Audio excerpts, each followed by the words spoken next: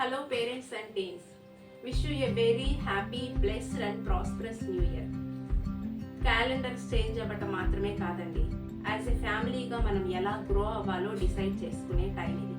My dear parents, ఈ 2026లో మీ టీన్స్ని ఏమాత్రము judge చేయకుండా వాళ్ళు చెప్పేది పూర్తిగా వినాలి అనే ఒక రిజల్యూషన్ మీరు తీసుకోండి.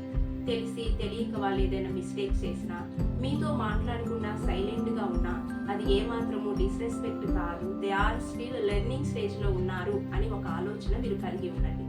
మీరు మీ టీన్స్కి పెట్టే రూల్స్ ఇంపార్టెంటేనండి, కానీ మీకు మీ యొక్క టీన్స్కి మధ్య రిలేషన్షిప్ అనేది ఇంకా ఇంపార్టెంట్ కదా.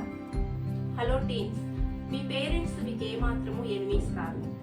వాళ్ళు మిమ్మల్ని చాలా స్ట్రిక్ట్గా చూస్తున్నారు అని అంటే వాళ్ళకు మీ పట్ల ఉన్న ప్రేమ.